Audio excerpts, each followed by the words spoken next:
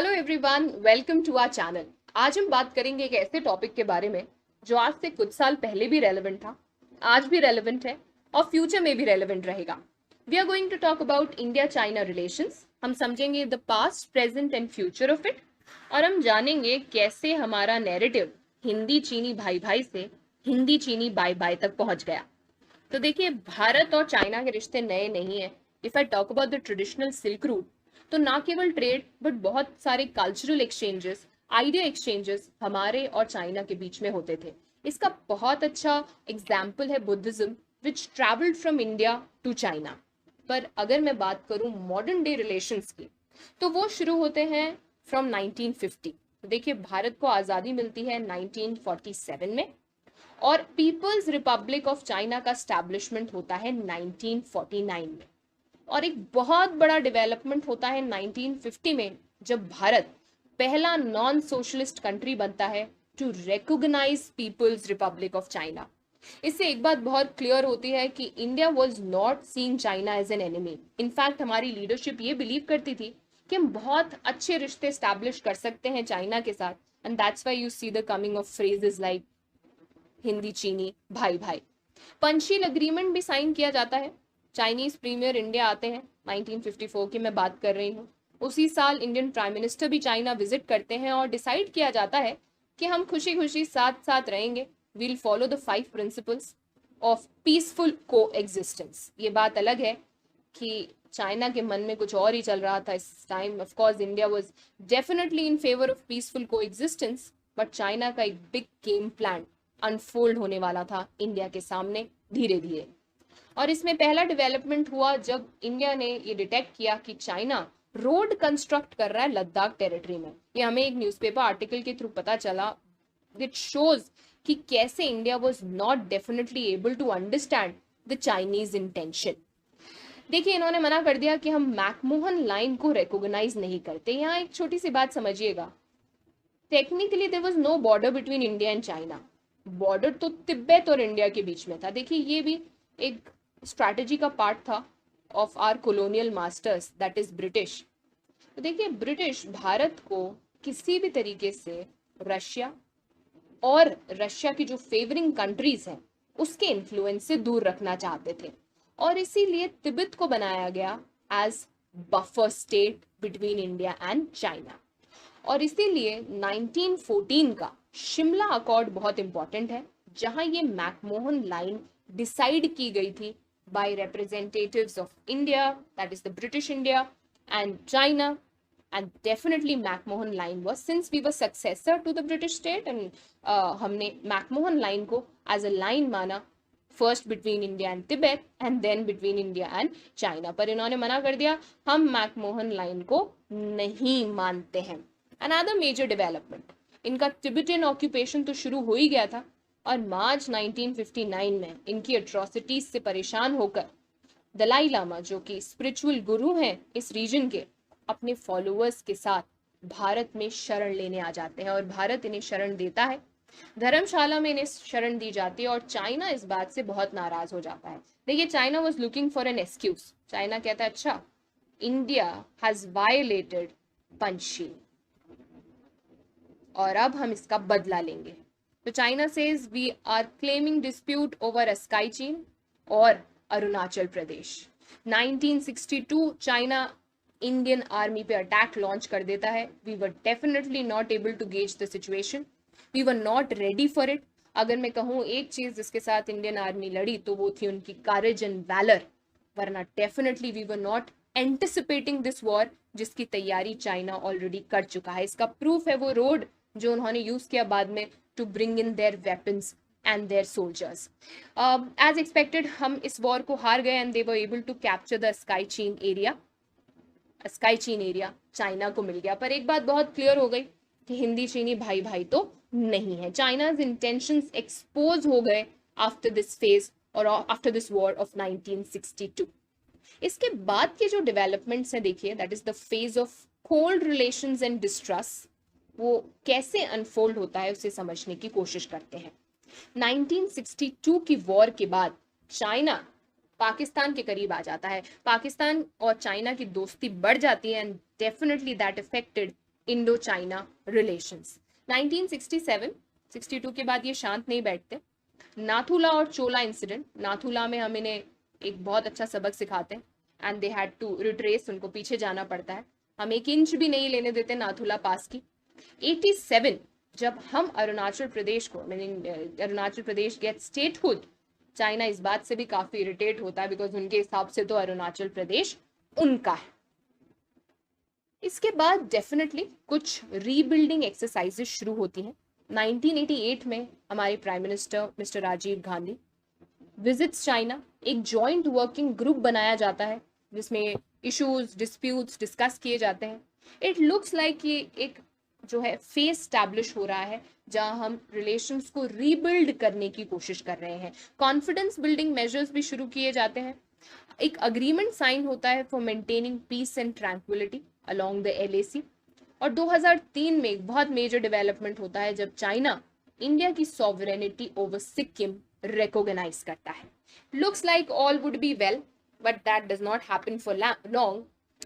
Fast forward to 2017, the Doklam crisis. Doklam देखिए एक tri junction पर एग्जिस्ट करता है भूटान, चाइना और इंडिया के बीच। और इंडिया ये ऑब्जर्व करता है कि एक रोड कंस्ट्रक्शन हो रहा है डोकलाम प्लेटो में। अब आप कहेंगे ये हमें क्यों बॉदर करता है? देखिए, अगर डोकलाम का रीजन चाइना ऑक्यूपाई कर लेता है तो वो उनके लिए एक गेटवे बन जाएगा towards the north eastern India. तो डेफिनेटली हम इस बात को हल्के में तो नहीं ले सकते थे। अब चाइना कहता है आप क्यों परेशान हो रहे हैं, डोकलाम तो हमारा है। Yes, they claim Doklam to be a part of Chinese territory, but India and Bhutan recognise it as a Bhutanese territory. तो एक स्टैंड ऑफ जो है 73 डेज स्टैंड ऑफ चलता है between India and China and definitely eases down, but ये भी expose करता है ऑफ द चाइनीज इंटेंशंस। और फिर बाद में वो हमें नाथुला पास का इस्तेमाल करने से रोकते हैं for the Kailash Mansarovar Yatra. Again a proof of how low Chinese can stoop. Anyway, 1 साल पहले द गलवान स्टैंड ऑफ। देखिए, China gifts corona virus to the world, पर फिर भी उनको चैन नहीं आता इस समय पर and they start with another stand of in the Galwan valley. देखिए, अब इनके पेट में क्यों दर्द होता है हम समझने की कोशिश करते हैं। तो देखिए, एक कंस्ट्रक्शन किया गया फ्रॉम लेह टू दौलत बेग ओल्डी। देखिए, फ्रॉम लेह टू दौलत बेग ओल्डी जाने के लिए बिना इस रोड के 2 दिन लगते थे and after the construction of this road it reduce to 6 hours। अब ये बात चाइना से बर्दाश्त कैसे होती, और चाइना से ये बात बर्दाश्त नहीं हुई तो उन्होंने गलवान में टेंशन शुरू कर दिए। देखिए, लैंडिंग ग्राउंड है दौलत बाग ओल्डी, और सिविलियन पर्पसेस के लिए, मिलिट्री पर्पसेस के लिए दोनों ही हमारे लिए बहुत इंटरेस्टिंग होता क्योंकि 6 घंटे में ये दूरी तय हो जाती। और चाइना ने इसीलिए गलवान वाले एरिया में परेशानियां शुरू कर दी। हमारे 20 सोल्जर्स इसमें मारे गए and no rules of war were followed by China.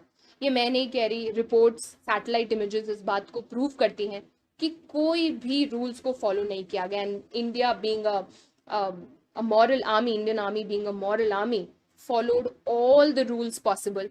हमने आर्म्स का इस्तेमाल नहीं किया because that was a part of the treaty, but 20 of our soldiers lost their life during the Galwan standoff। और एक बार फिर से क्लियर हो गया that Chinese intentions are anything but benevolent or kind। Now let's understand इनका game plan क्या है। ये तो हो गई कहानी, पर what is the Chinese game plan? बहुत इंपॉर्टेंट स्ट्रैटेजीज ये फॉलो करते हैं जो हमें समझना जरूरी है, और उसमें से सबसे पहला word, by the way you can use it while you are writing your answers also, cartographic aggression. देखिए, cartography is the art of map making. अब ये क्या करते हैं, एक बहुत ही अग्रेसिव पॉलिसी थी which was given by Mao Zedong which is called the palm and 5 finger policy. जहाँ ये कहते हैं, देखिए तिब्बत है पाम और उसकी 5 फिंगर्स। 5 फिंगर्स में आता है भूटान, नेपाल, सिक्किम, अरुणाचल प्रदेश और लद्दाख। यानी कि it is believe that China wants to occupy these 5 fingers। Palm को तो वो ले ही चुका है, that's why we need to be very very careful। देखिए, अगर आप ऑब्जर्व करें तो कार्टोग्राफिक एग्रेशन आज तक वो फॉलो कर रहे हैं। You look at Paracel Islands, You look at what they did to Tibet, and you look at what they are doing in South China Sea. Idea क्या है? सब हमारा है. पुराने पुराने मैप्स निकाल के you're trying to prove that this territory belongs to us. और अगर palm and five finger policy सच है, जो कि रिपोर्ट सजेस्ट करती हैं कि है, and they still follow it, we need to be very very careful. क्योंकि भूटान, नेपाल, सिक्किम, अरुणाचल प्रदेश, लद्दाख, इन सब से हमारा मतलब है.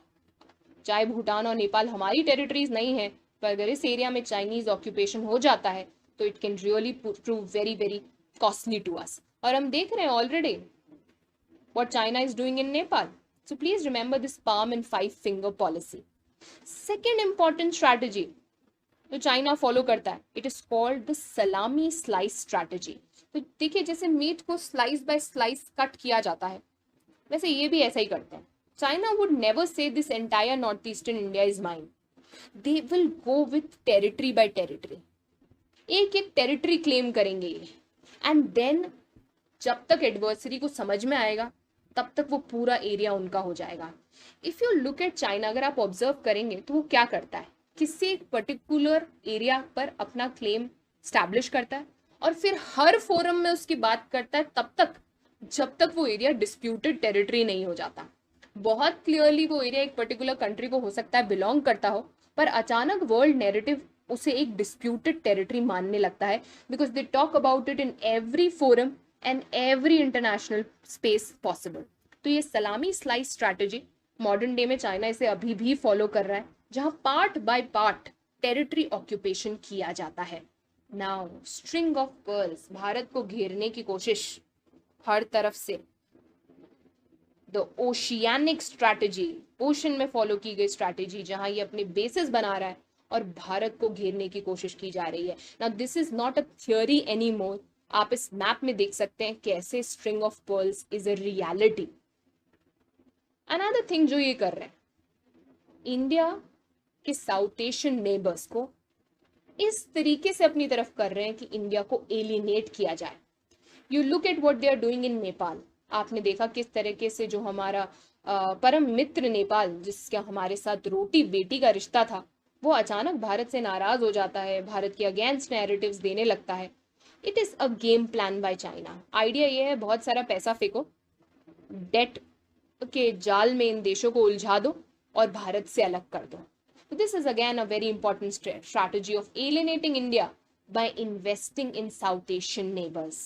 और सबसे बड़ा गेम प्लान, पाकिस्तान का इस्तेमाल. पाकिस्तान देखिए प्रॉक्सी बन चुका है चाइना का. कुछ अपना तो है नहीं, इकोनॉमी में जो है वो चाइनीज की देन है, और इसीलिए they have even permitted the construction of CPEC, China Pakistan economic corridor. India इसको अपोज करता है. इंडिया कहता है ये corridor goes through Gilgit Baluchistan area, जो कि हमारा एरिया है. How can Pakistan allow the construction of CPEC here? But Pakistan को as a proxy China increasingly इस्तेमाल कर रहा है. मैंने आपको बताया था 62 की वॉर के बाद इनके रिश्ते बहुत ज्यादा स्ट्रॉन्ग हो चुके थे, और अब तो खैर whether you say China or you say Pakistan China doesn't really make much of a difference.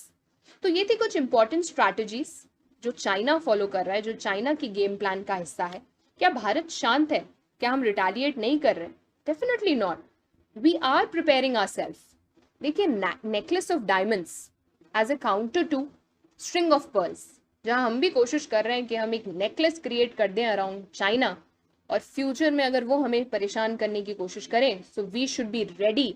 देखिए, हमने बहुत धोखे खाए हैं, हमने कोशिश की थी उन्हें भाई बनाने की, but if China was not ready for it, we have to be ready for the alternative.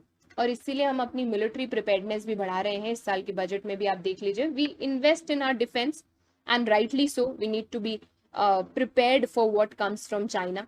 And Quad, recent development, Quad को बहुत स्ट्रांगली इंडिया क्वाड में इंटरेस्ट भी ले रहा है, and Quad is growing. Quadrilateral dialogue, देखिए कौन कौन सी कंट्रीज है इसमें, USA, India, Australia and Japan.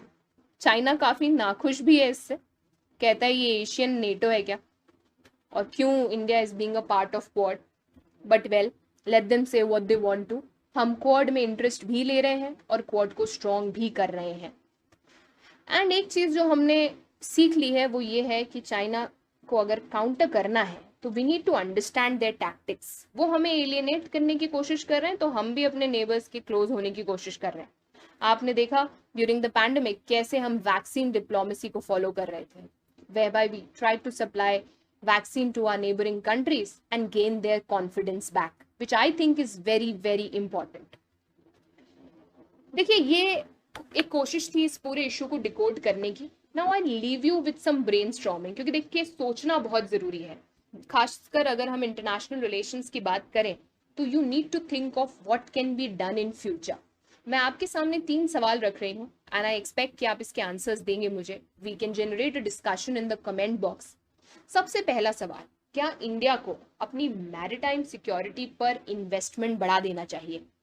क्या ऐसा हो सकता है कि फ्यूचर में चाइना इंडियन ओशन को अपना टारगेट बनाए?